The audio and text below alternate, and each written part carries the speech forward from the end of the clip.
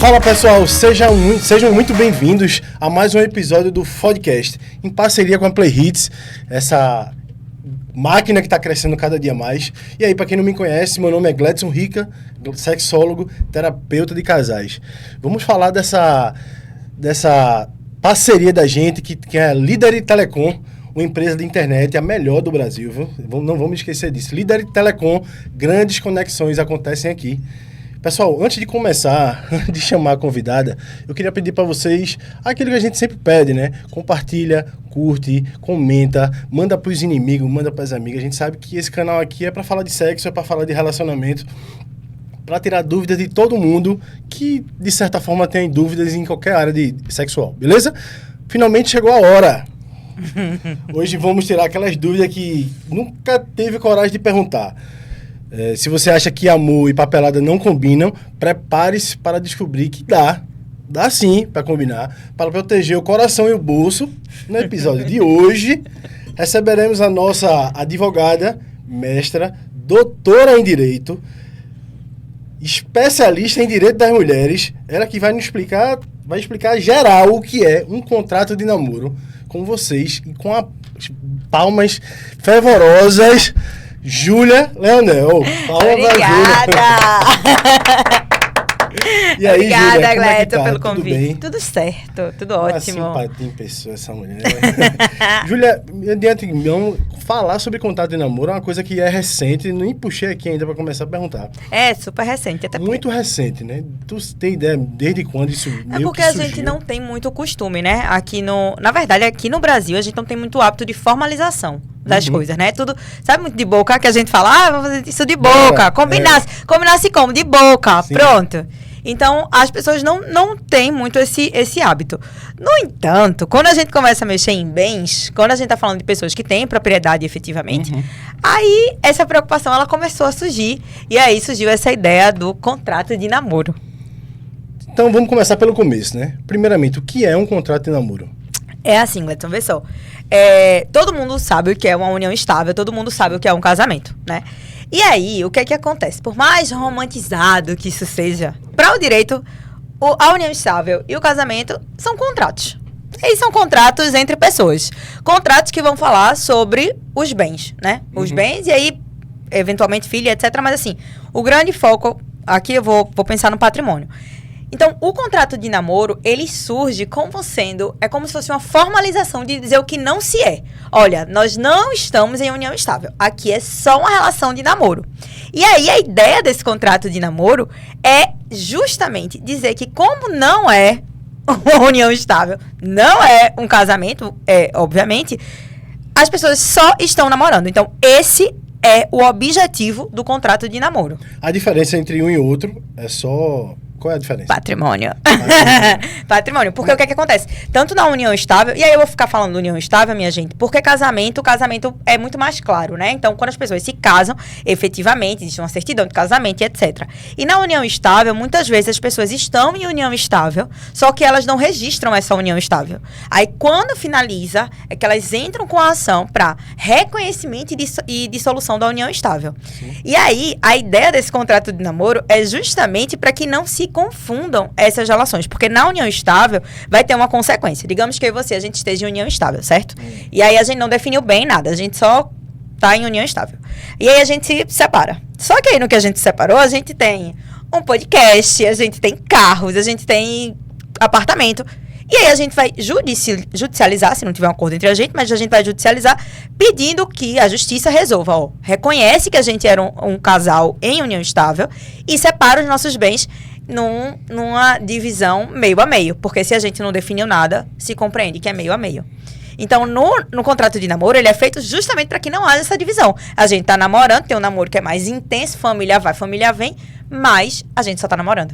Então, se a gente separar, o teu é teu, o meu é meu. E se por um acaso eu for morar junto? Mesmo namorando, mesmo com contrato de namoro, eu for morar junto? Então, vê só.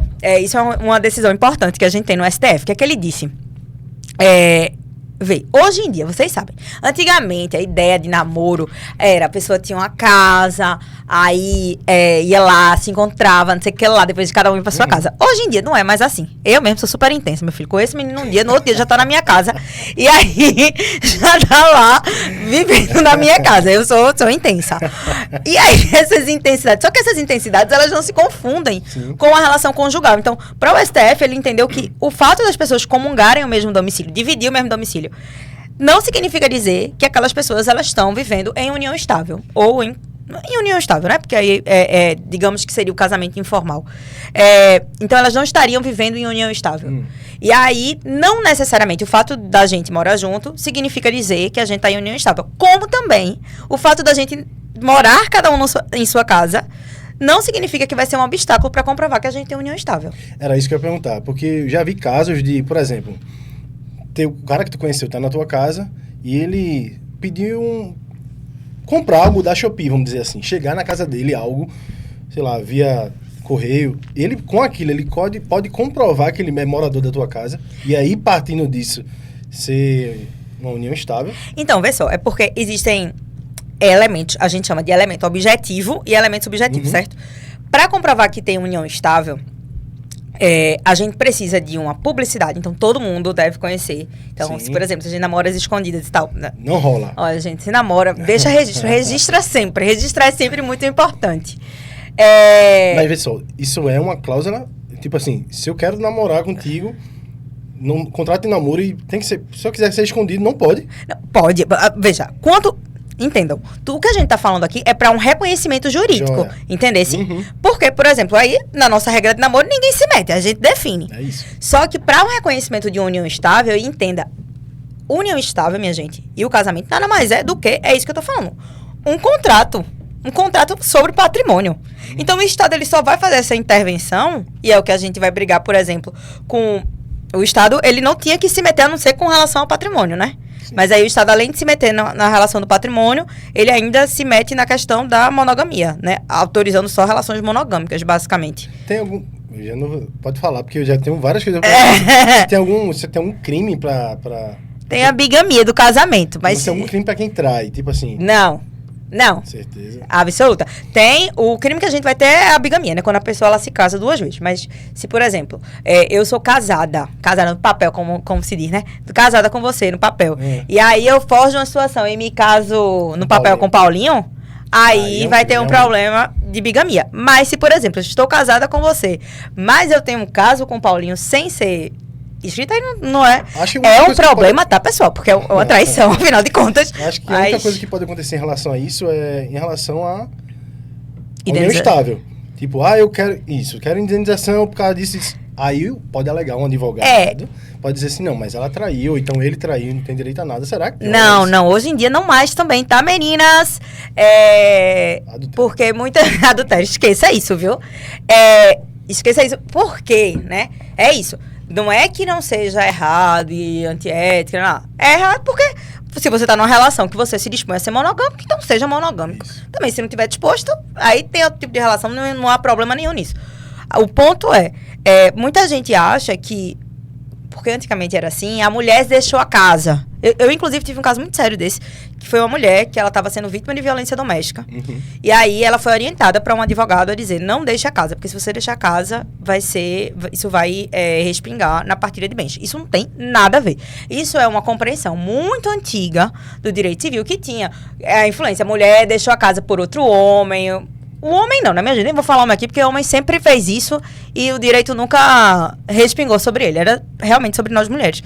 Mas, então assim, não há nada que vá configurar em relação a isso, né? Em relação a patrimônio. O que pode acontecer é, você me expõe publicamente. A gente tá namorando, ou tá em união estável, ou tá casado, ou tá qualquer coisa, tá numa relação.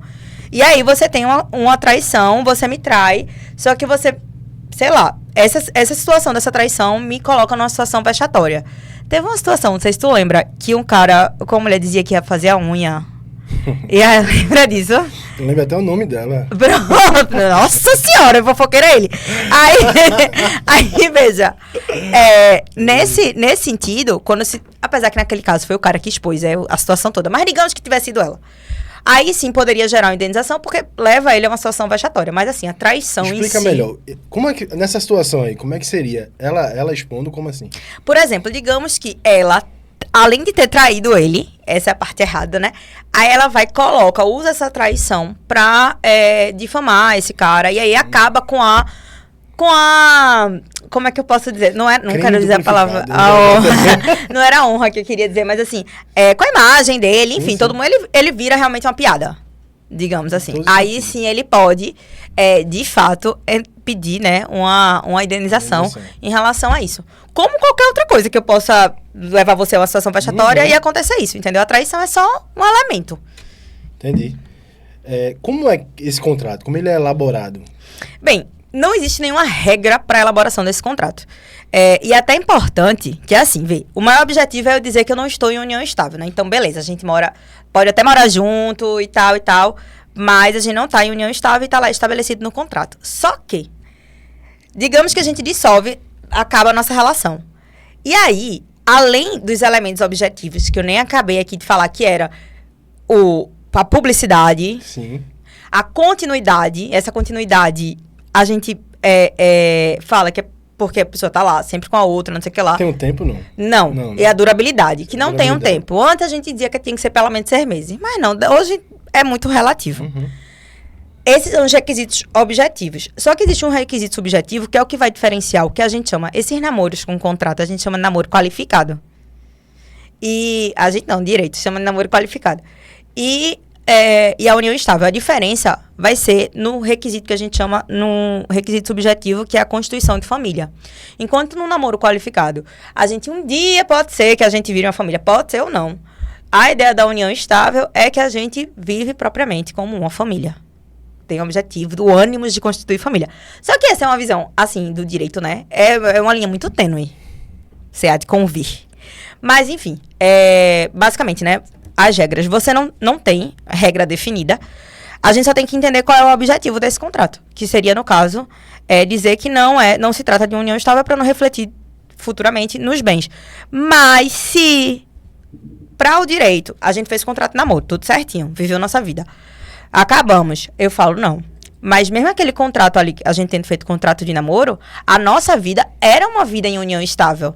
Aí a gente vai e recorre ao judiciário. Eu, né, recorro ao judiciário. Falo, olha, de jeito nenhum. Eu vivia com ele como se fosse a companheira dele. Não era uma namorada só, era uma companheira. A gente vivia em relação de família. Aí eu judicializo.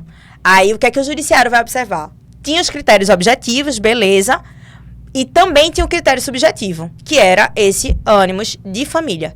Então, aquele contrato não vai ter validade nenhuma. Era isso que eu ia perguntar. Não vai ter validade nenhuma. Se durante esse contrato de namoro, os dois, sei lá, filhos e tal, e levantarem uma empresa, fizerem várias coisas juntos, né, em casal, como fica esse contrato de namoro? Exato, ele não tem validade. E aí ele perde a validade. Perde a validade. Até porque é isso, né? Essa ideia é como se fosse para você se assegurar, mas o que vai comprovar não é um papel. O que vai comprovar é a sua vivência, entendeu? E é para você se assegurar do que já tem, não do que vai ter. Exatamente. É mais ou menos isso. Mais ou menos isso. Você até pode se assegurar do que você já tem, mas, por exemplo, do que você vai ter. Por exemplo, digamos, a gente tá namorando. Aí a gente constitui família. A gente não quer dividir nada. Então, a gente vai lá no cartório, união estável com separação total de bens. Tu tem o teu, eu tenho o meu, que a gente fizer junto. Só se foi... Vamos levantar ela aqui. O que a gente tiver junto, segue junto. Se a gente quiser, por exemplo, vamos fazer um podcast, Gledson, bora. Unir sociedade, beleza.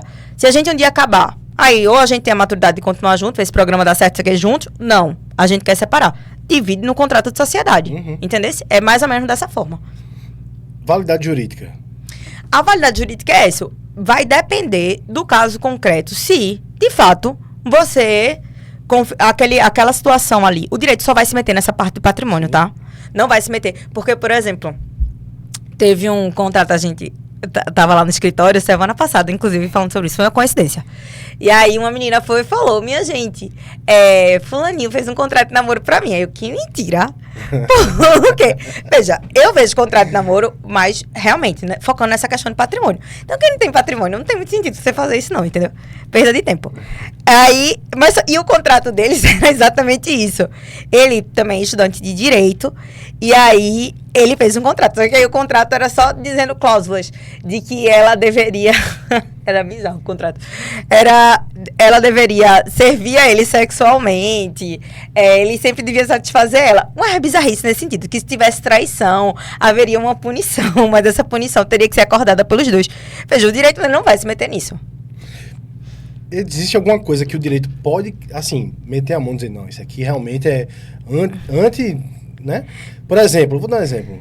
Esse negócio do sexo, ele é bem... Chega a ser um estupro, né? Vamos dizer isso. assim. Você se assinar aqui, você tem que transar comigo todos os dias. E que até onde isso pode ir, né? Por exemplo, eu já vi histórias de contrato de você não pode emagrecer. A mulher era mais cheinha e o cara não queria que ela emagrecesse. Vê a loucura. Você não pode pintar o cabelo de preto. E você. E até que ponto isso pode chegar? E até que ponto o judiciário pode meter a mão e dizer assim, realmente isso aqui é loucura.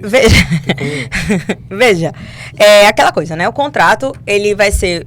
Quando a gente está estabelecendo como é que vai ser a nossa relação, a gente quer formalizar essa relação, existe uma lei maior, né? Que é a nossa Constituição, que são as nossas legislações abaixo da Constituição. Então, nada disso pode ser maior do que o que está, por exemplo, na Constituição Federal. Então, vamos pensar na Constituição, direitos humanos, direitos fundamentais.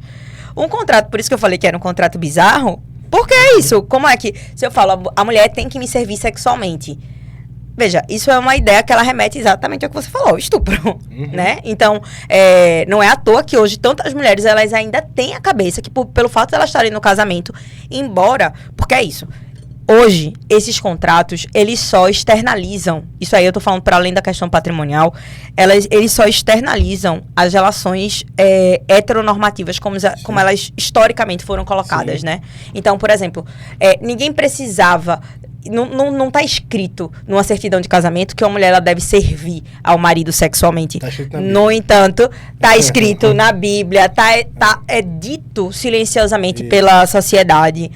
Até hoje, a gente está em 2024, é muito difícil para uma mulher que é casada, ela se compreender como vítima de um estupro dentro da relação dela. Né? É muito difícil para o judiciário reconhecer que aquele marido, ele é um sujeito estuprador.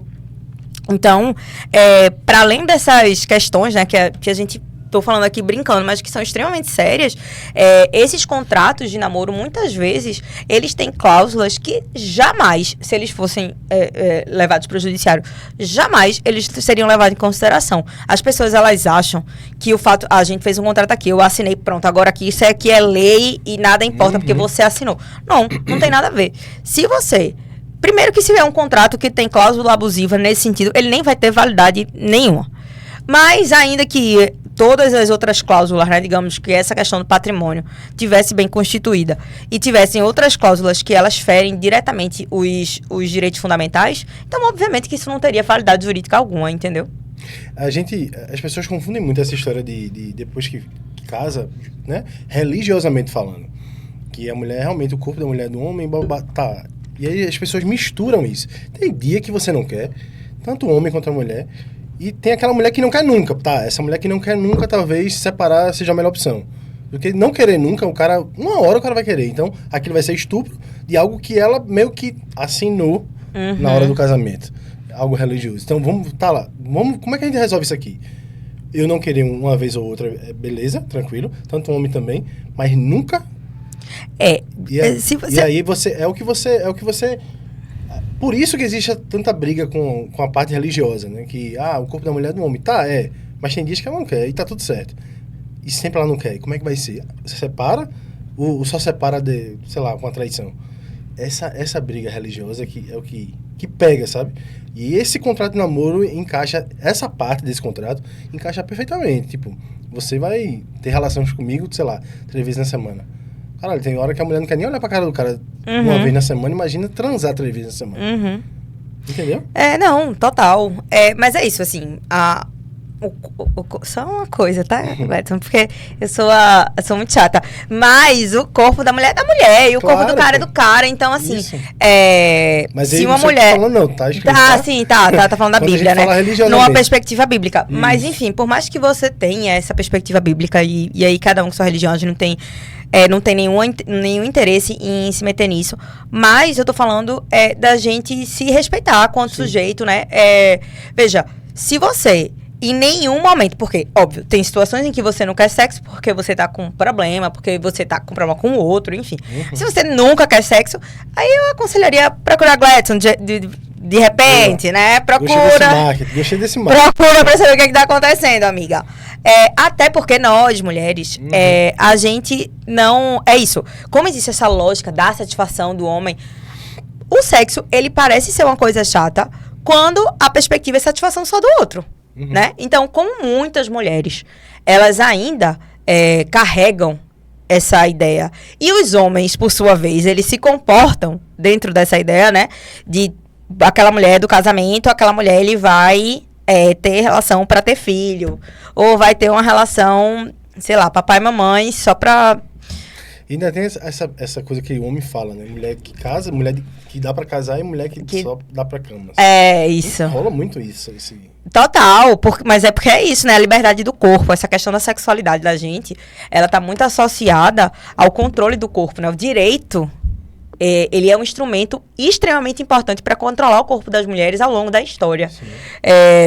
Para vocês terem uma ideia, há um tempo atrás, no nosso código, o cara que estuprasse uma mulher e ele eventualmente pagasse um dote para a família, ele seria perdoado, porque a ideia do estupro nunca foi uma ideia de proteger o corpo da mulher, era proteger uma propriedade, uma parte da propriedade do homem, né? Nossos corpos sempre foram vistos como propriedade desse homem. Então, é como se quando um outro homem viola o meu corpo, ele não está me violando, ele está violando o namorado que eu tivesse, marido que eu tivesse. Como não tenho namorado nem marido, ele tá violando o meu pai. Então, é esse corpo que, enfim, que pertence, essa parte dessa propriedade que pertence ao cara, né? Então... Já que a gente tá nesse assunto, caso uma mulher, ela se sinta violada dentro do casamento mesmo, e sabe que isso aí é muito difícil de perceber, né? A gente... Tem mulher que leva muito tempo, às vezes, a vida toda. Quando ela acaba, ela diz, será que eu era abusada? Não sabia. O que é que ela deve perceber? O que é que ela deve... Pra onde ela deve ir? Primeiro, estranhamente, eu acho que é muito importante... É mais importante, eu acho, que essas mulheres ouvirem advogados e advogadas dessa área compreenderem um pouco mais sobre sexo, assim. Porque essa compreensão de sexo que a gente tem, que é uma compreensão extremamente limitada... enfim, ainda é um tabu a gente falar sobre sexo e etc. Como a gente tem essa visão muito limitada, a gente não sabe o que é prazer. A gente não sabe o que a gente gosta e o que a gente não gosta. E muitas vezes a gente sente na obrigação de estar satisfazendo aquele cara porque ele é nosso marido, porque ele é nosso namorado e ele gosta de determinado ato que eu não sinto prazer algum naquilo. Ou ele não me estimula para sentir prazer. Então, qualquer coisa que de alguma forma me atormente porque eu não estou fazendo aquilo. E aí, óbvio, minha gente, que eu não tô falando... às vezes você faz uma coisa ou outra pra agradar o cara, claro, você gosta, isso. Você tem... Enfim. Mas até nisso, você sente uma satisfação naquilo. Você sente um prazer naquilo. Então, tá vinculado, de certa forma, a você também. Eu não tô fazendo aquilo pra lhe satisfazer, mas na medida que eu faço pra lhe satisfazer, eu estou me violando. Então, quando a mulher, ela sente... E eu acho que a gente sente, acho que a gente sabe, que a gente tá sendo violada, que a gente tá fazendo aquilo sem querer, e a gente não tem um espaço para diálogo, porque muitas vezes é isso também. Sim. Muitas vezes a gente tá fazendo alguma coisa que a gente não quer, mas tem um espaço para troca, sabe? Dizer, ó, não gosto disso, bora fazer assim, bora fazer daquele jeito. Às vezes é só isso, só uma questão realmente de ajuste, mais uma vez. Gladson aqui diálogo. Para mediar essa situação de vocês antes de chegar até mim. Que não chegue, não. Que não chegue em mim, porque quando chega aqui, aí a situação já tá... A situação já tá... É muito difícil voltar, né? Geralmente, quando chega pra mim, é porque já chegou naquela compreensão de violência, e nessa questão de violência, é porque não há espaço pra diálogo. Realmente, o espaço sexual, o espaço da cama, e aí... Usando metaforicamente a cama, né? O espaço da cama, ele é um espaço de imposição de violência, de uma imposição de domínio, né? E aí é isso. Toda vez que você sente que você não pode falar, que você não pode fazer, que você não pode dizer não, a gente tá dentro de uma situação de violência. E é muito perigoso. Como tu vem falando isso aí, agora a gente vai lembrando. Quando a mulher, ela repete todo homem é safado, todo homem trai. Cuidado com o que você fala. Porque isso pode entrar como uma pessoa comum. É comum o homem fazer isso. Se é comum o homem fazer isso, é comum eu aceitar isso. Então, quando você repete isso é muito normal, né? Se existe essa palavra normal no meio do relacionamento. Então, cuidado com o que tu fala e o que deseja. É mais ou menos isso. Agora, vamos voltar pro... Vamos voltar para o contrato? Aqui, a gente existe uma falta de romantismo, Júlia? Tu acha que existe... Não. Tipo, praticidade e romantismo, diferença... Olha, eu sou muito... Minha gente, veja, eu já falei aqui que eu sou intensa. Também sou romântica, sou apaixonada.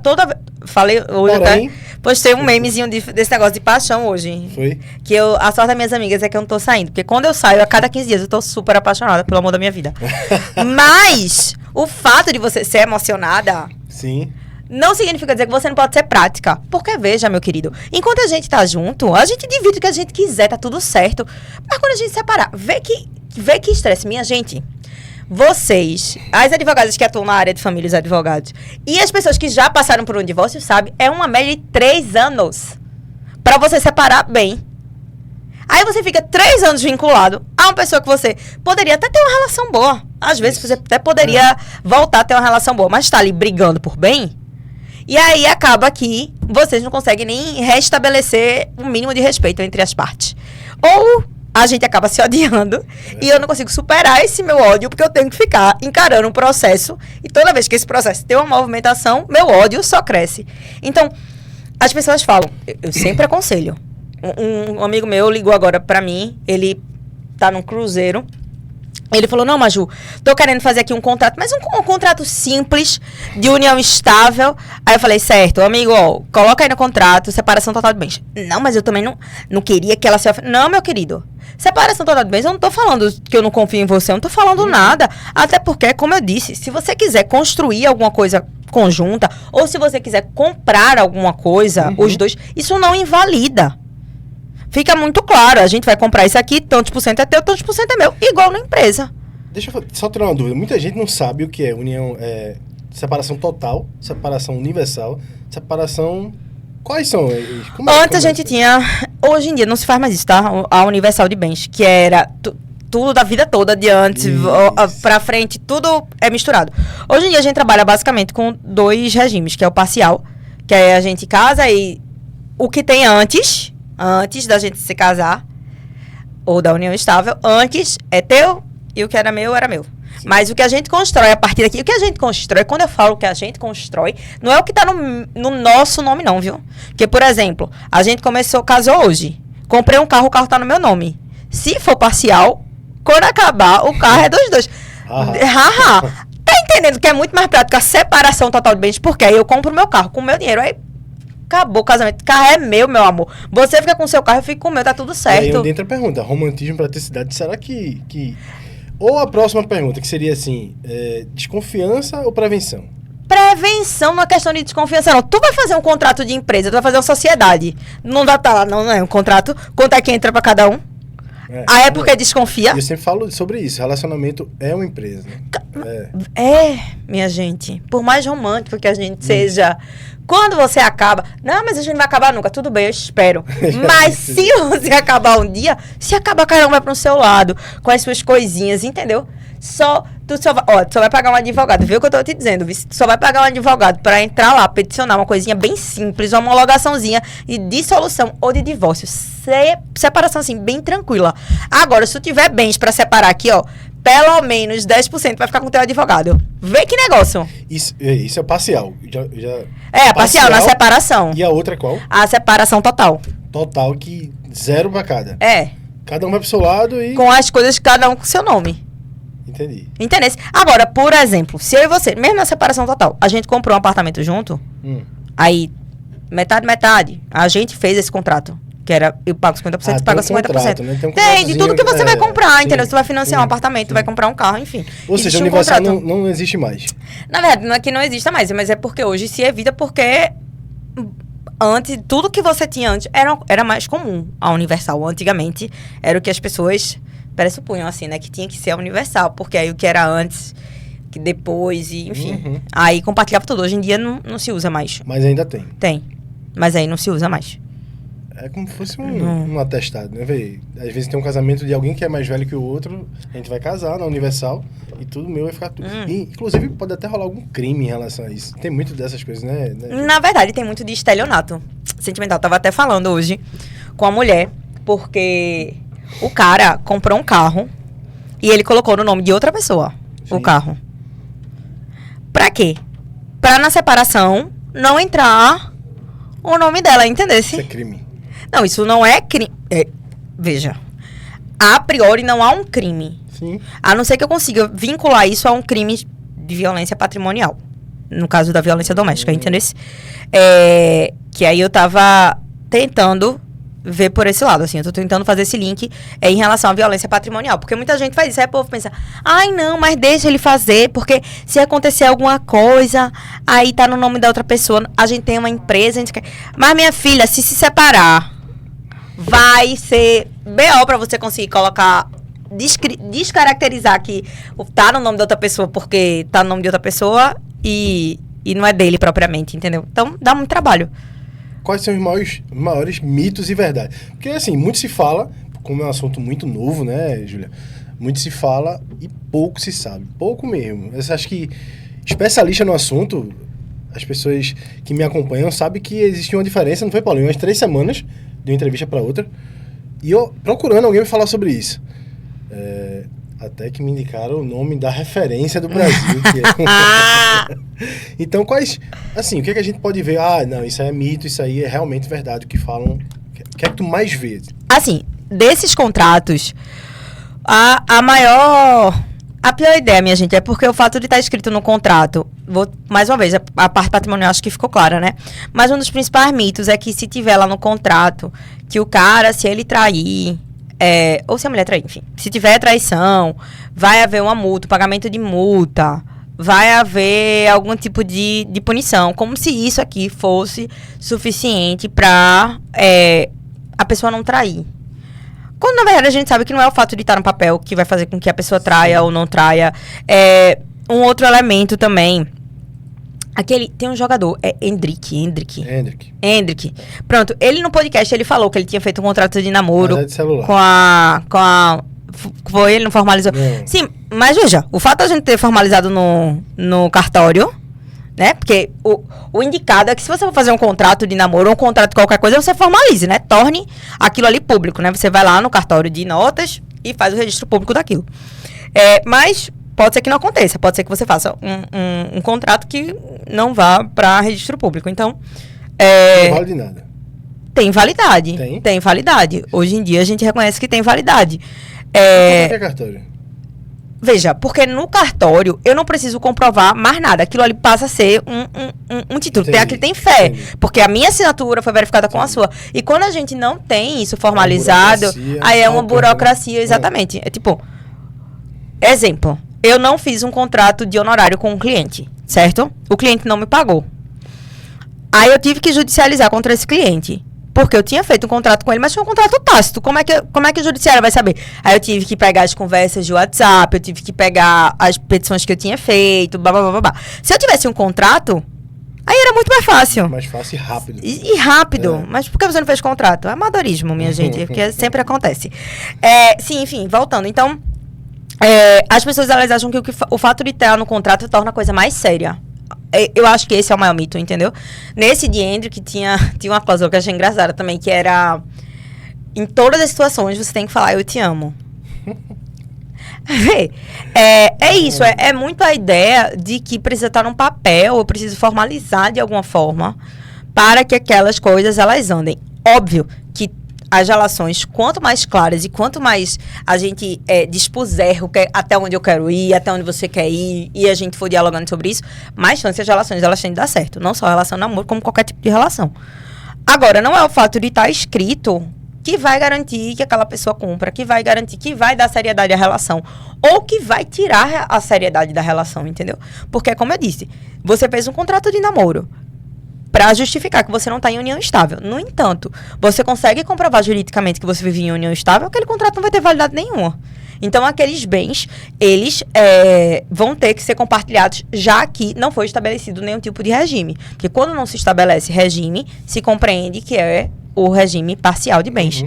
E aí, de separação parcial. E aí, o que eu indico é, primeiro, esse contrato de casamento, ele não vai ter validade nesse sentido, não vai garantir, né, que a formalidade toda.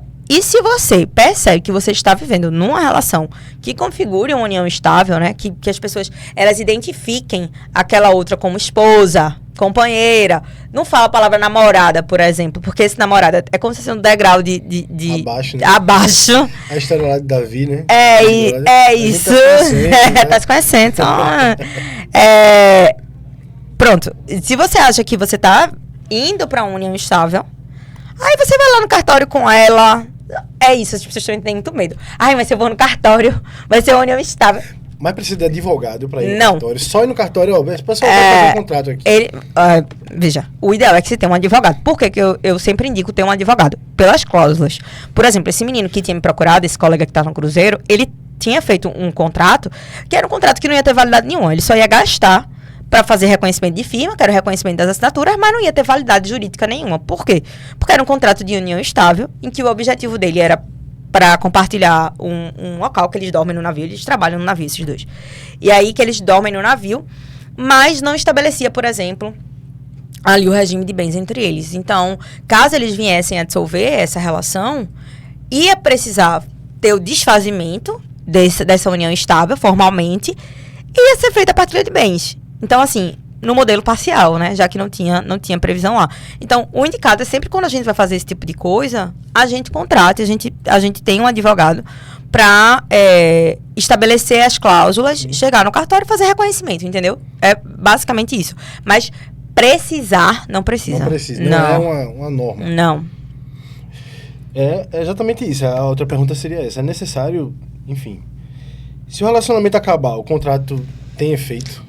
Não, vai ter efeito nesse sentido, né? Da partilha de bens. Pra configurar que não. É burocrático pra desfazer? Não, você vai no cartório e desfaz. Se não quiser desfazer? Não quiser. Não tem mais isso, né? Hoje em dia também, o povo também pensa isso. Em relação a casamento mesmo. Isso, fulano não quer. Problema dele. Graças a Deus, hoje em dia, a gente não tem que comprovar nada de divórcio. É só dizer que a pessoa não tem mais vontade e acabou. Agora, o que é sempre importante? Em tudo nessa vida, viu? Deixe registrado. Acabou. Pronto, deixa a mensagenzinha lá registrada. Porque aí depois, se aquela pessoa quiser reivindicar. Teve um caso em São Paulo, eu acho, que um cara, ele tinha um contrato de namoro com uma mulher e essa mulher morreu. E aí ele foi reivindicar a pensão dessa mulher, depois que ela tinha morrido, não sei o que lá. E aí, o STJ se pronunciou dizendo que tinha um contrato de namoro. Não era porque existia o contrato de namoro que ele não ia receber a pensão, mas era porque todo mundo que convivia com eles, embora soubesse que eles dividiam a casa, eles não tinham um ânimo de família, assim, não configurava ali uma família. Era uma relação de namoro. Isso estava muito bem claro, embora tivesse contrato de namoro. E aí o STJ, ele diz, olha, não é porque existe contrato de namoro que a gente não vai considerar ele não poder receber pensão, ele ser considerado um companheiro, né? No caso de uma união estável. É porque, de fato, a forma que eles conviviam não configurava uma relação familiar. E aí, por isso, ele não vai ter direito a essa pensão. Então, é muito nesse sentido. E com relação a terminar e você ter uma prova, é porque nunca se sabe. Hoje em dia, do mesmo jeito que as pessoas estão buscando mais essa formalização, o distrato dessa formalização, ou é simples, você vai lá no cartório e desfaz, que é super tranquilo. Mesma coisa, união estável. Se não tiver filho menor, né? Eu lembro que antigamente as pessoas queriam se separar, outra pessoa não queria assinar e era uma confusão. Era. Não conseguia casar de novo. Como é hoje em dia? Não, hoje em dia é super tranquilo. Mas é isso, se não for com bem. Porque com bem demora demais. Apesar que a gente teve uma audiência agora. E aí um casal, eles já são 2 idosos. Mas eles vêm de um desgaste emocional muito grande. Aí o cara, na hora da audiência, falou assim: Excelência, pelo amor de Deus, me dê o divórcio, pelo menos. Eu quero sair aqui hoje com esse papel do divórcio. Aí o juiz falou assim: bem, não vou esperar fazer a partilha para poder dar o divórcio. Aí deu o divórcio lá na hora, pra gente averbar no cartório e pronto. E a partilha segue. É rolo em cima de rolo. Quais são as implicações legais e o que não houver, né? Quais são as implicações legais se não houver um contrato de namoro? Nenhuma implicação legal, propriamente dita, assim, porque é isso.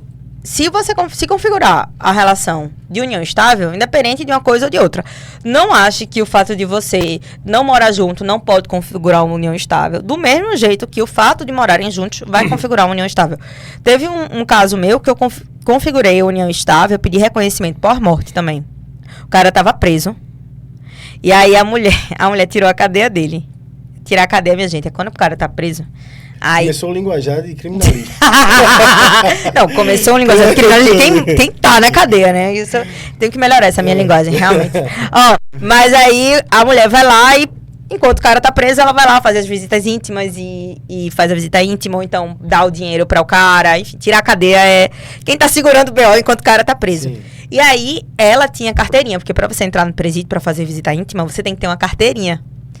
E aí eu anexei no processo essa carteirinha, que era a única prova que eu tinha, porque eles começaram um relacionamento quando ele já estava lá dentro. Peguei essa carteirinha de união estável, inclusive eles tinham fizeram um filho e etc, etc, enquanto ele estava preso. E foi a minha prova para configuração de união estável. Minha mente agora fez assim. A quantidade de perguntas que eu queria fazer em relação a isso é muita coisa. Tem muita coisa disso, né? De pessoas que começam a se envolver na cadeia. Ai, minha gente, é comum. Tu acredita? Acredito. É comum. Não, por quê? Porque tem um fetiche. Tem, inclusive, esse fetiche é o mesmo fetiche de policial, é o mesmo fetiche de... farda, né? Ser protegida, sabe? Por mais que seja um bandido. Ah, sim, é. Sei lá. Não. O cara nem é bandido, só o cara fez alguma besteira, tá? Mas, enfim, é o tesão do... Aí entra numa esfera que realmente... Que aí Freud falava lá atrás sobre sadismo e... Uhum. Justamente as pessoas que gostam de bater desde criança, e as pessoas que, por exemplo, uma criança que afogava um cachorrinho na água, e as pessoas que gostavam de apanhar. Aquela criança que apanha dos pais e fica com ar de riso. Tipo, isso é uma coisa, segundo Freud, da infância, não tem nada a ver com a vida adulta. E isso perdura até... Né? E quando você se vê numa situação como essa, envolvida com um cara dentro da cadeia, um policial, que existe muita fama de policial faz e acontece, pelo amor de Deus, pessoal. Pessoal, policial, Uber, uma galera que... personal, galera que tem uma fama. Então, tem essa história de sentir protegida, né? Eu acho que existe essa questão do sentir protegida geral, assim. Acho que nós mulheres, nós somos educadas a termos relações que reproduzam um pouco a paternidade, né? Sim. Então, eu quero um homem que me proteja e etc, etc. Com relação a essa questão do preso, né? Do cara preso e tal, daquele estereótipo, não sei o que lá. Tem um pouco a questão da desenvoltura, digamos, por assim dizer. Mas de um cara que... Você acha que nesses trap, as músicas, a gente entende muito, assim, essa parte sexual. Sim. Que são caras que, ao mesmo tempo, eles vão estar querendo satisfazer aquela mulher. E existe todo um misticismo em relação a isso também, né? Que vai estar satisfazendo aquela mulher e vai colocar aquela mulher, tipo, vai botar ouro naquela mulher e vai colocar as iniciais dele nela e não sei o que lá. E as projeções também que essas mulheres vão fazer. Porque não são todas as mulheres que vão tirar a cadeia de um preso, assim. A gente tá falando de mulheres, muitas vezes elas conhecem esses caras, porque tem coisa que eu nem sei se eu posso falar aqui, mas... Enfim, prostituição dentro de presídio. Muitas conhecem desse jeito, entendeu? Então, conhece, se apaixona, e aí ela vai deixar de ser prostituta, e aí vai viver o relacionamento com o cara. Então... há muito a projeção, né? Do tipo de cara que eu percebo e que eu passo a admirar. Então, aquele cara que ele é de algum comando, aquele cara que, enfim, ele tem uma performance de autoridade dentro daquele espaço que ele ocupa. E aí, essa autoridade, ela, mais uma vez, se associa à figura do pai. Mas aí também já tô entrando numa esfera que eu nem tenho propriedade pra falar, mas... Mas é isso. Mas é só de uma análise muito rasteira. E aí, ela vai se associar, né? Aquela figura da autoridade e a gente vai se apegar a ela. óbvio, minha gente, que isso não é um processo de consciente, assim. Não é um processo que conscientemente, estou buscando meu pai nas relações. Não é um processo consciente. Do mesmo jeito que os homens buscarem as mães. Não é um processo consciente. É um processo da inconsciência, assim, de construção e etc. Então, uma das perspectivas que a gente poderia abordar, né? Que aí vem a criminologia crítica, junto com a psicanálise, etc. Dentro dessas relações que são constituídas dentro dos presídios, seria essa. Diferente, por exemplo, do que acontece com mulher. Mulher é completamente abandonada no sistema prisional. Inclusive, muitas mulheres, elas passam a ter relações homoafetivas dentro das celas, não é porque... E aí, quando elas saem de lá, elas voltam a ter uma vida heterossexual. Mas é por uma questão de necessidade sexual. De terem sido abandonadas dentro das unidades. Os caras, eles não são fiéis para tirar a cadeia delas. Enfim, e elas ficam lá abandonadas. E aí, elas vão se satisfazer sexualmente, muitas vezes, umas com as outras. A gente acabou de ter uma aula de complexo de Édipo. Eu deixei ela falar bem muito. E o que ficou na minha cabeça foi a desenvoltura. O que quer dizer isso? Às vezes elas querem, claro, o poder, mas existe uma desenvoltura nesse pessoal. O que tu quis dizer com isso? Eu quis dizer, assim, um jeito... Como é que eu posso dizer? Mas assim, sexualmente falando ou desenvoltura na vida? Não, na vida não. No sexo. Na cabeça dela, esses caras têm uma performance perfeita no sexo. Uma performance melhor. Não, mas eu nem tô falando. Eu nem tô falando de uma performance violenta. Assim, nem tô querendo violenta positiva. Não violência positiva, não sei como é que eu posso falar. Mas é tipo assim, um sexo um pouco mais selvagem. Não era nem esse o mérito que eu estava entrando, mas é uma perspectiva também. Era... Muito bom. Ah, você destituída da ordem. A parte querendo se ajeitar, que é melhor. Ai, meu Deus do céu. Mas uma ótima advogada. Que advogada formal que você chamou. Mas é muito a desenvoltura daquele sujeito, assim. Por exemplo, eu não sabia disso, fiquei muito impressionada quando eu soube que tem gente que compra a tornozeleira eletrônica, forja uma tornozeleira eletrônica pra fingir que tem uma tornozeleira eletrônica. Porque as mulheres gostam de homens com tornozeleira eletrônica. Mas, mais uma vez, é muito uma perspectiva...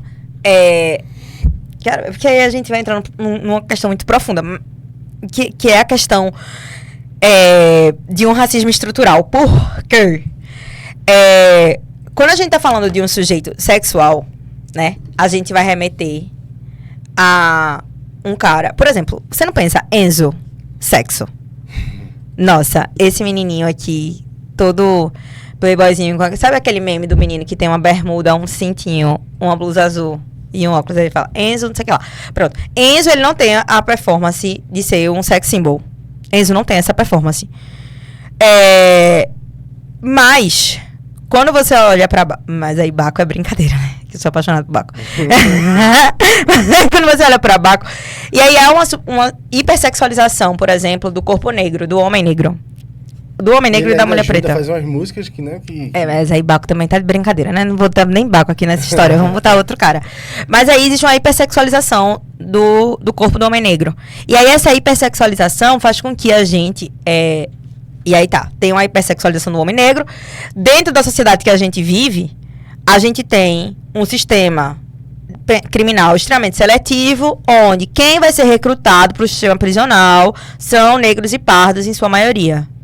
E aí, eu pego essa sexualização junto a isso, e a ideia do bandido, que é o que faz algo proibido, quem faz proibido faz mais gostoso, e etc, etc. Então, existe... óbvio, minha gente, quem for especialista nisso, saiba que eu estou falando tudo de forma muito rasteira, mas se justifica um pouco nessa ideia desse racismo estrutural. Quando eu, mulher branca, universitária, não sei o que lá, eu olho para esse cara e faço essa performance, olho e vejo essa performance sexual, que não diz nada, e olho para um outro cara, aquele sujeito branco, porque historicamente esse sujeito branco, ele é colocado como o cara que vai me estuprar no casamento e ele vai ter relações sexuais e aí inverte o papel com a mulher negra. Historicamente é isso que a gente vai ter, né? Na época, o cara com a sinhá, ele abria as pernas dela e tinha uma ejaculação para ter filho, e com a mulher preta, ele ia lá e ele satisfazia os prazeres dele, porque aquela mulher é uma mulher que sabe fazer sexo. Então, basicamente, a hipersexualização dos corpos negros, elas trazem um pouco dessas consequências, né? Enfim, falei. Voltando para contrato de namoro. Falando sobre isso, eu já venho, por isso que eu travei na pergunta aqui, porque não fizeram direito a pergunta. E a próxima pergunta que fizeram foi a seguinte: doutora, se eu contratar a mesma garota de programa mais de 3 vezes na semana, é vínculo CLT ou não está? Engraçadinho. Já vi? Ai, criativo. Contrate 4, que você tá com muita criatividade, viu? Pra quem tá contratando 3. 3 vezes na semana. Um contrato de namoro pode ser rompido ou revisto ao longo do relacionamento? Pode. Qualquer contrato ele pode ser revisto a qualquer tempo, né? Desde que as duas partes concordem. Senão vai ter que reincidir o contrato. Vamos esquecer essas perguntas. Tem alguma coisa já que tu falou, agora eu fiquei com isso na mente. Alguma história interessante em relação a presídio, não? Tenho várias. Conta logo uma. É muito místico esse negócio de presídio, né, minha gente? Esqueci contrato de namoro por um momento. Esqueci. Vamos falar só sobre sistema prisional. Quanto tempo nessa área já? Ai, acho que... Prisional. 2013. 10 anos, 11 anos. 11 anos. Vendo de tudo, vendo pandemia, vendo tudo. 11 anos. Pandemia, vendo tudo. Na verdade, é porque, minha gente, eu tenho um problema, viu? Vou fazer uma pergunta, não sei nem se tu pode responder isso, mas já foi muito cantada por preso, não? Não. Não, né? Eles têm um respeito. Tem um respeito. E, assim, por mais que eu esteja aqui rindo bastante, nesses espaços, eu não sou tão simpática. Não, independente. A cantada, ela vem de qualquer lugar pra qualquer lugar. Mas é porque eu acho que quando a gente não é tão simpática assim, a gente vai... Eu vou muito braba, assim, pra esses espaços, porque... Primeiro, que eu sou mulher. Sim. E aí, a maior parte quem atuava na área criminal eram homens. Sim. Hoje em dia, felizmente, eu tenho muitas colegas nessa área criminal, e colegas de destaque na área criminal. Então, quando você vai para uma unidade prisional, e aí não tô falando do cara que faz um aviãozinho, tô falando de pessoa que de fato tem que respeitar no crime, entendeu? Um profissional. Tô brincando. Um profissional e tal, mas assim, eu tô falando uma pessoa que de fato ela vive do crime e tal. Ela já conhece as manhas todas, já conhece os artigos. Sim, Muitas vezes eles falam melhor que você. Sim. Porque você não vai ficar decorando. Eu decoro porque sou professora, mas quem não vai ficar decorando artigo. Você tem lá do lado o código, né? Enfim. Então, essa galera, ela vai procurar esses advogados. Ela não vai procurar qualquer advogado, não. Ela vai fazer um estudo sobre aquele cara, vai ver quem ele já soltou, quem já não soltou, não sei o quê. Então, a postura de nós, mulheres, dentro da advocacia criminal, ela acaba tendo que ser muito mais séria que, por exemplo, um homem. Porque aquele homem, basta ele estar ali com o terno e gravata dele, ele já tem o respeito daquele cara. E a gente, muitas vezes, é vista, enfim, né, mais uma vez, trazendo a história como um sujeito fragilizado e etc., que não estaria pronto para estar enfrentando aquilo ali. O que não é assim, né? Assim, então, a gente, muitas vezes, se impõe de uma forma que, por mais que possa, uma vez, um preso, ele começou a me mandar mensagem no WhatsApp. Mensagens perguntando o que é que eu tava fazendo, que tava com saudade de mim, quando é que eu ia visitar ele. Eu falei, primeiro que eu não lhe visito, meu querido, né? Não visito você. Eu fui aí trabalhar, mas aí foi um cara que eu até deixei e tal, de atender. Mas foi o único que eu me recordo, assim, de ficar dando em cima. Muito mais, eu acho que muito mais policial, muito mais... Mas também faz umas gracinhas, você ri e segue o baile. Também não vai... Eu acho que eu tive mais problema com juiz... Sim.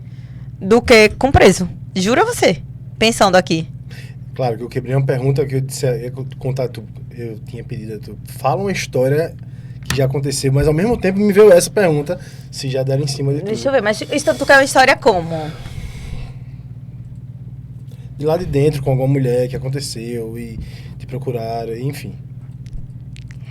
Teve uma história agora, mas a história não é engraçada. Não é uma história engraçada. Mas teve uma história agora que é assim. As pessoas, elas acham, né, que saiu essa semana que eu não lembro qual foi o presídio. Não sei se foi Garaçu, não lembro qual foi o presídio. Que tinha uma cela, que tinha máquina de lavar, que tinha televisão, que tinha isso, que tinha aquilo.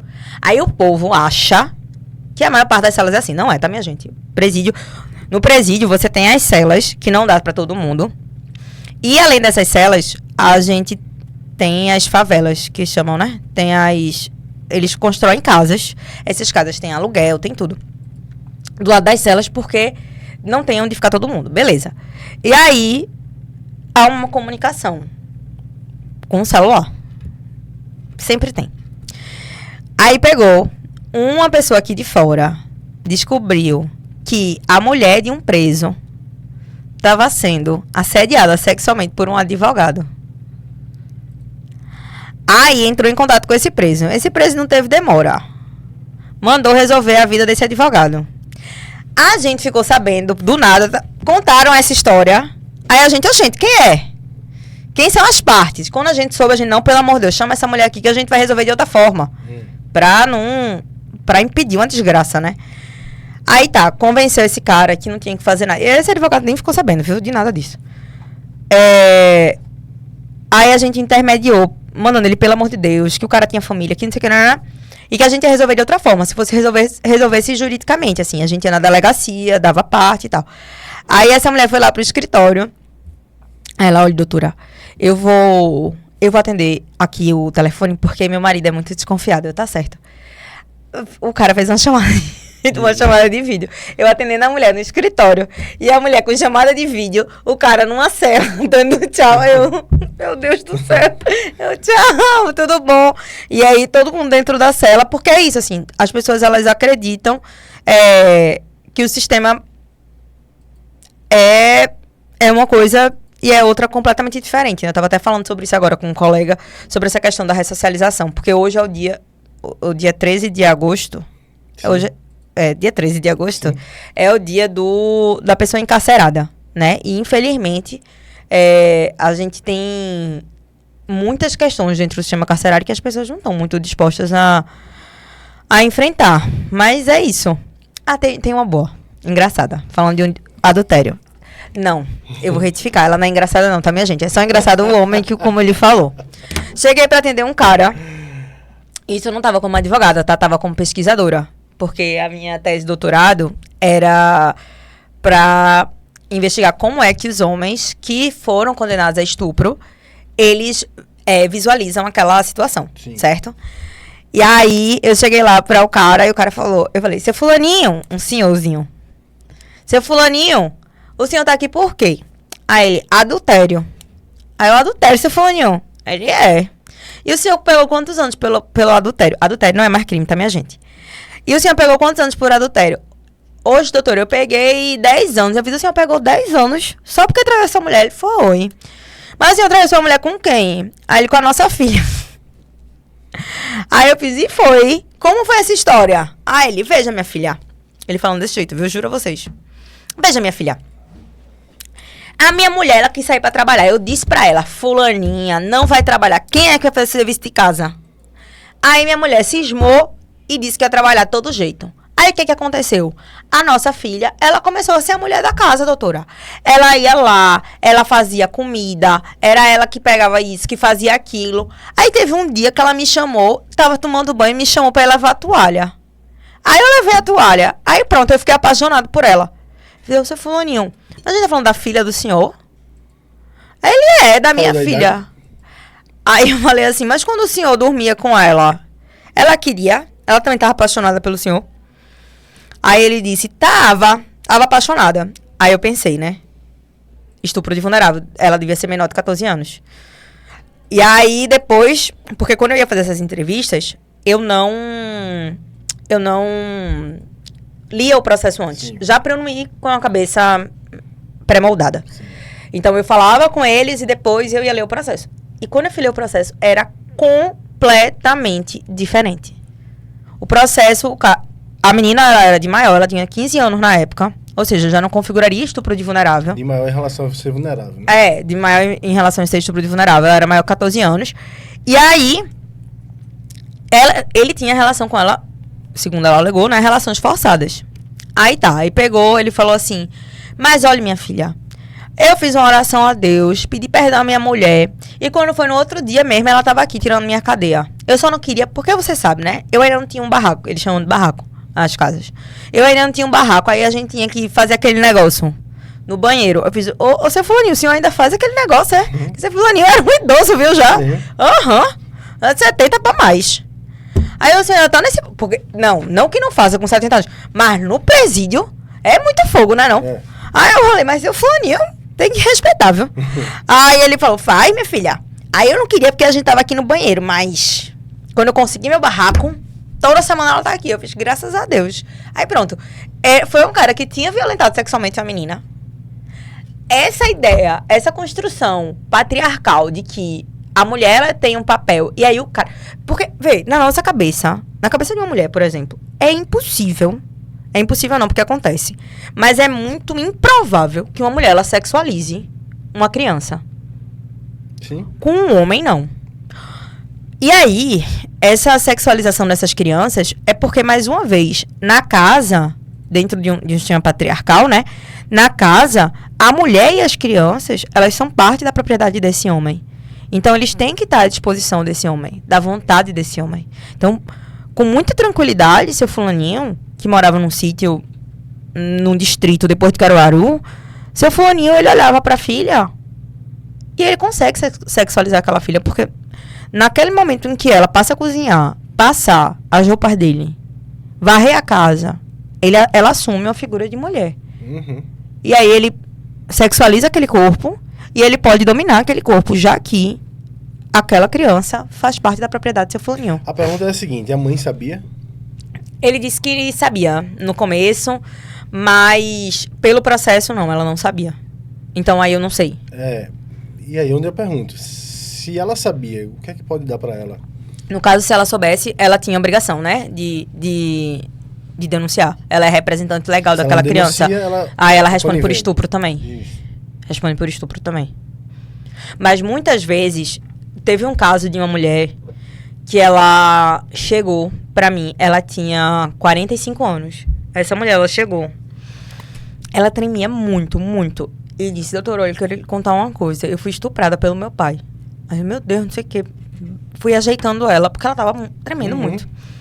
Eu, quando foi isso? Aí ela, dos meus 2 aos meus 16 anos. Vixe. Aí eu, meu Deus do céu. E ela só teve coragem de denunciar ali com uns 45 anos, né? Então, já não dava mais pra fazer nada criminalmente. Mas eu falei pra ela, né? E a sua mãe nisso tudo? Porque eles moravam num sítio muito afastado, não sei o que lá. Esse cara tinha arma. A mãe dela sabia. Ela descobriu quando ela tinha mais ou menos 15 anos. Ela descobriu que a mãe dela sabia porque ela ouviu uma conversa do pai com a mãe. A mãe implorando pra ele parar de fazer isso com ela. Mas a mãe tinha muito medo dele. Então é como se no final das contas, por exemplo, se a gente tiver na atuação de uma defesa de uma mulher dessa, ela não denunciou, não foi porque ela estava no poder de denunciar e não fez, entendeu? É porque ela realmente vivia sendo ameaçada por ele. Aí a gente encontra a tese para fazer a defesa dessa mulher. Mas se uma mãe, um pai, tem ciência que aquela criança ela está sendo abusada ou está sofrendo qualquer tipo de violência e ela não denuncia, ele também responde por aquilo. Sim. Porque ele tem a obrigação de fazer. Pesado, não foi? Vixe Maria, deixa eu ver se tem alguma pergunta aqui. Até porque é um assunto que a gente passaria aqui facilmente uma vida falando. Porque é um assunto até que, né?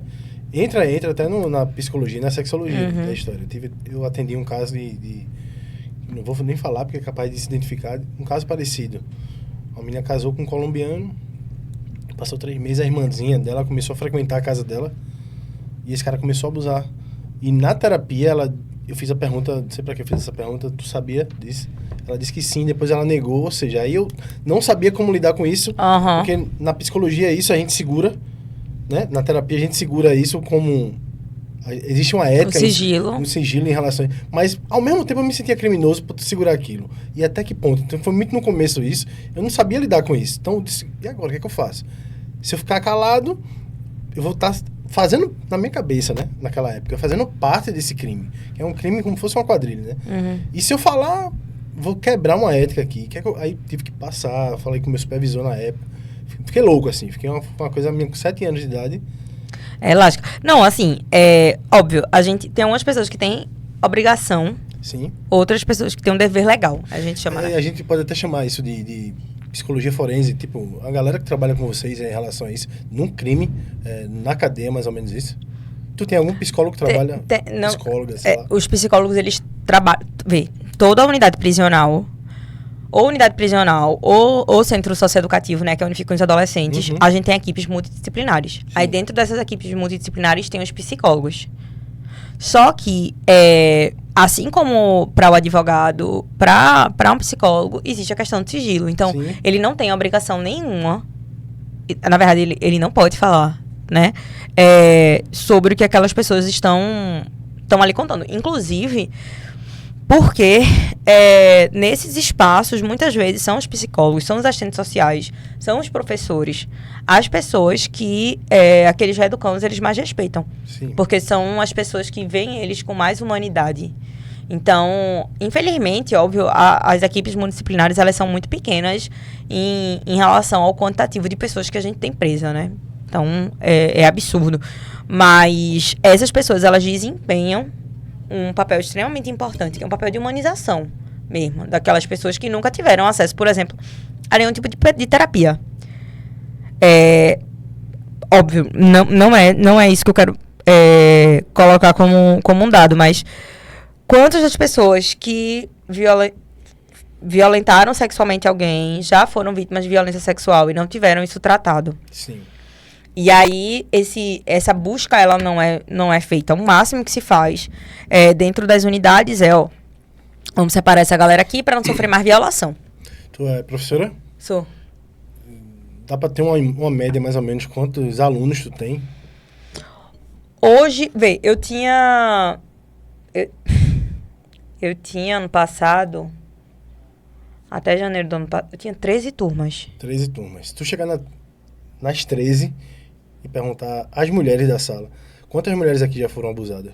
Se brincar, 100% levanta a mão. Todas. Se brincar. Eu já fiz isso. Então, não é porque lá né, os detentos de menor, eles não têm essa terapia, ou essa... Na verdade, as pessoas que são milionárias, as pessoas... O Brasil em si, né, é um país que não tem esse acesso. Tá tendo agora, virou até uma moda, né? É igual a gente brinca em relação à nutrição. Eu quero marmitar. Marmitar virou uma moda. Eu chego num avião e marmita. Antigamente era vergonha. Vou puxar minha marmita, não. Então, hoje em dia, é chique dizer que faz terapia. Que bom. Seja lá qual for o motivo, mas é bom em relação a isso. Mas quantas pessoas dessas, quantas mulheres dessas, ou até homens mesmo, foram abusadas e procuraram ajuda? Exatamente. E entendeu? Normalizam isso. Falando isso em relação à faculdade, que a maioria das vezes é um poder aquisitivo um pouco maior. Poder aquisitivo e poder de informação, né? Assim, eu lembro que eu fiz foi muito interessante esse dado. Eu fiz um trabalho com todas as minhas turmas. Eu passei o mesmo documentário. Sim. Que eu não lembro qual é o nome agora, mas é um documentário que ele vai falar sobre exploração sexual infantil. E aí eu comecei a falar sobre isso e puxar um pouco de como esse sujeito, o violador sexual, ele é um sujeito comum. Ele é um cara que senta na mesa de bar, que ele é engraçado, que ele é gente boa, que não sei o que. Que não existe uma performance do homem que é estuprador, não sei o que. Não. Então, na verdade, de nenhum crime, né? Não existe nenhum estereótipo, não existe nenhum perfil, pode ser qualquer pessoa. E aí, eu senti... E, na verdade, foi até uma aluna que comentou isso comigo. Falou assim, Maju, tu percebeu que depois desse documentário... Porque eu passava esse documentário, depois eu fazia uma roda. Depois disso que tu fez, dessa atividade, tu percebeu a quantidade significativa de homens que deixaram de ir pra tua aula? E foi um dado que eu comecei a observar, que de fato, os homens tinham deixado de ir. Eu lembro que em uma dessas turmas, um aluno falou assim, professor, eu trabalhava num negócio de caminhão, sei lá, no distrito desse aqui. E aí, uma vez eu tava passando, tinha uma mulher sendo estuprada por 2 caras. E aí, meus amigos, oxe, olha pra ali, não sei o que lá. Aí a gente foi-se embora. Aí eu fiz, vocês não fizeram nada. Ele falou, não, professor, eu não sei o que. Os meninos ainda saíram rindo, dizendo que a gente não queria ir pra lá também. Então, quando esse cara, ele externalizou isso diante de uma sala com 60 pessoas, sem nenhum tipo de constrangimento, é porque você vê que a nossa sociedade legitima esses caras. E também é todo um desgaste para nós, mulheres, sobretudo, assim. Eu falo mulheres, mas homens também, né, minha gente? Mas, sobretudo, mulheres, que são as principais vítimas. Há um desgaste de você ter que reviver essa situação de violência. Veja, eu falei brincando o negócio do contrato, mas foi sério. No contrato tinha lá uma das cláusulas que a mulher tinha que satisfazer o homem sexualmente sempre. Uma pessoa redigiu essa cláusula. Então, na cabeça dessa pessoa, desse cara, é normal. Então, quantas mulheres é isso? É retirada de camisinha sem autorização? São tantas coisas que, enfim, que daria... Daria. E é sobre isso. Acho que essa chegada com uma terapia, com essas informações, né? Com esses podcasts que estão acontecendo agora, é excelente. É uma grande massa que não tem nem ideia do que fazer. Por exemplo, como tu falou, ele redigiu. Na cabeça do cara, a mulher não tá ali, ela não tá dando ok, então tá tudo certo. Foi isso que eu pensei aqui. Obviamente que eu pensei como um senso comum. Não pensei como um terapeuta ou psicólogo, vamos dizer assim, um advogado mesmo. Então, na cabeça dele tu tá de acordo? Tô, peraí, deixa eu digitar. Mas é uma violência. A gente sabe que é uma violência. Isso. Então, quem é essas pessoas? Quem são essas pessoas que têm a noção do que é uma violência e que não é? Sabe? Quem está na sala de aula? Os professores, os alunos, os gestores. Vê, é uma educação em massa sexual. E em relação a crime, em relação a tudo, né? Em relação a tudo, é isso. Eu sempre costumo dizer, né, que a gente, hoje, a principal pauta de 2018 para cá, a sexualidade, ela vem sendo um ponto central nos debates políticos. E uma polarização em relação a essa sexualidade, como se não houvesse já uma educação sexual posta. Existe uma educação sexual posta. Sim. Agora, é uma educação sexual que ela oprime, né? Então, ela se coloca, porque na medida em que eu lhe educo a achar que é normal você satisfazer uma outra pessoa, independente da sua vontade, quando isso acontecer, você não vai problematizar, porque aquilo é normal. Me preste esse papel, por favor. Existia uma pesquisa, agora há pouco, a gente estava até fazendo nas escolas, que fizeram com pais e filhos.